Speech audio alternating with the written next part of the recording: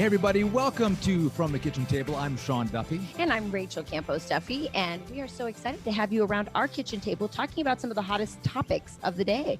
And it seems like our former president, Barack Obama, is weighing in on some of the hot topics we talk about at our table, Sean. Yeah, so just recently he sat down with Anderson Cooper from CNN, and they had a wide-ranging conversation touching on a lot of issues, but some of them were about why Republicans need to be doing more to push back against the narrative of the election was stolen in 2020, which, by the way, he never made that recommendation to Democrats as they pushed back on Donald Trump's victory in 2016, right? That was not his position then. But also, Obama expressed some concern about the broader conversation about critical race theory in America as well. That's right. He says that we really shouldn't be that worried about it, that Republicans are obsessing about it. So let's just actually play the clip and see what he says. I also think that there are certain right-wing media venues, for example, that monetize and capitalize on stoking the fear and resentment of a white population that is witnessing a changing America and seeing demographic changes, and do everything they can to give people a sense that their way of life is threatened and that people are trying to take advantage of them. And we're seeing it right now, right? Where you would think, with all the public policy debates that are taking place right now, that the Republican Party would be engaged in a significant debate about how are we going to deal with the economy, and what are we going to do about climate change, and what are we going to do about, lo and behold, the single most important issue to them apparently right now is critical race theory.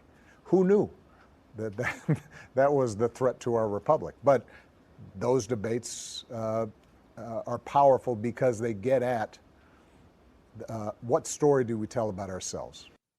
Wow, there's so much to unpack in that clip right there. So first, if Barack Obama says, don't worry about critical race theory, it's not really an issue, it's a fake issue, I'm going to be worried about critical race theory, because this is the guy who says he wants to fundamentally transform America. But then what's interesting is at the very end of that clip, he actually gives it away, because he says, this gets to the heart of the stories we tell about ourselves. And I'll tell you, the story Barack Obama wants us, and especially our children, to tell about America is that it's systemically racist, that, it's irredeemable, that, you can't make it in America, that the American dream is dead, that, there are oppressors and oppressed. And it's the opposite message that you and I believe about America. And he's trying to change the story of America with all of his buddies on the left, and they're doing it through the schools.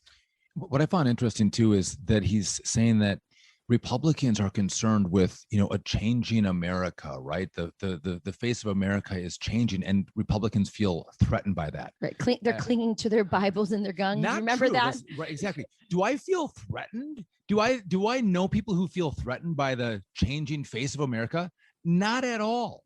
I think what people feel threatened by is the fact that we're teaching kids in school to be little racists, to actually hate Reverse themselves and hate white men, and to say that just because of your gender and the color of your skin, we're gonna give you certain traits. You're a white supremacist, you're a racist, you're an oppressor, right? That's offensive. And so if we're offended that people want to inflict racism and racial beliefs on a certain class of people, meaning mine, white males, it's okay for us to be offended by that and to push back on it, to go, you know what? We actually believe in the Martin Luther King philosophy that we should judge people by the content of their character, not by the color of their skin. And so why don't we go back to that philosophy instead of saying every white man is bad, every white man is a suppressor, and we want to teach everyone in America to hate them?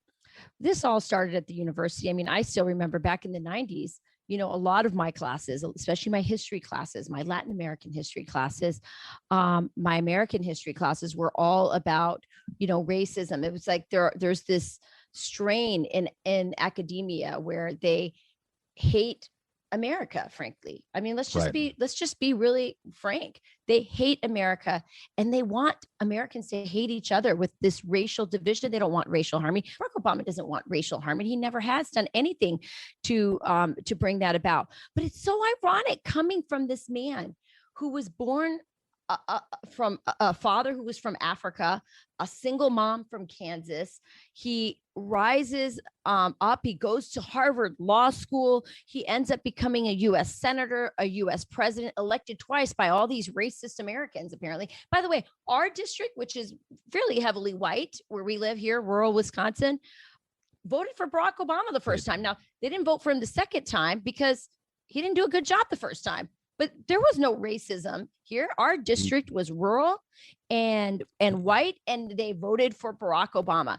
So and then he leaves the presidency and goes on to become wildly wealthy. Barack Obama is at Netflix now creating this whole new series on civics, and I don't trust it at all. I liked Schoolhouse Rock. Remember that in the 70s where we learned about the bills and how they were passed? I'm just a bill. Yeah, I don't trust anything coming from the Obamas about civics, but he's wildly wealthy. He's the vision of the American dream, and yet he's criticizing America. Yeah, but I think it's fair to make a point to go, is there is there financial inequity between races in America? And I think the answer to that is yes. Yes, there is. And so, and why? So if you want to bring more equality, not equity, but more equality, across the country, and opportunity, and right, it's fair to take a look and say, well, what's working and what isn't. And where Barack Obama and the left is going is the way they want to bring in more equality is to oppress who they see as being successful. So the successful white males, we want to oppress them, bring them down. And they think in their minds that if they do that, that somehow will elevate minority classes. Right, through affirmative action and everything else. And the bottom line is that never works, right? Yeah. When we take the fastest runner and put a weight vest on them, that doesn't make the slower runner any faster. It makes the fastest runner slower. And so I want to go back a second, because since the Great Society, and this is when I think this started, right? The inequities. Since the Great Society, over the last 50 years, do you know how much money we've spent on poverty programs in America, Rachel? I know it's a lot. $22 trillion we have spent on poverty programs. And the do-good liberal would be like, these are really great programs. This is going to help poor people lift themselves up. Yeah, they'll say I want my tax dollars spent that way. Yeah. Less financially stressed. And so they thought they were doing great on the part of poor Americans. And a lot of these were minorities, right? The problem was that when they spent all that money, it changed the culture in the communities that receive the dollars. So if traditionally, when we had babies, the only way for success is people got married and they raised their babies, and you had a mom and a dad, maybe one working, one raising kids, maybe both working, but making ends meet, instilling values and principles into their kids, going to church. Well, since the Great Society, we've seen an unraveling of communities and families, because now you don't need the family structure any longer. You have the government to back you up. The government is the baby daddy. It's a baby daddy. That's right. And then you saw the left also promote a lack of values. Don't go to church. Church doesn't matter. Take God out of school. Matter, right? Take moral values out of our society. And I think we've seen not a strengthening of community cultures and families. I think we've seen a rot from these policies that has happened. Listen, the Black family has collapsed. I mean, you have I think it's near 75% fatherlessness in the Hispanic community. It's getting there as well. And it's all because of those policies. You're right. Point. Before the Great Society, before we spent all this money, the strongest family in America by race was the Black family. Yeah, they were intact. And now it's, to your point, there are 70% of kids being raised in fatherless homes. I think we have to look at that on top of the fact that we have to look at the school systems. So the left, the do-gooders who love teachers' unions, won't let parents in failing schools get out with school choice, right? They keep them in failing schools where kids don't get a good education. They don't know math and science. They can't read. And so instead of give the kid a path out, because we know the pathway to the middle class or to higher income is a great education, no, they keep them locked in.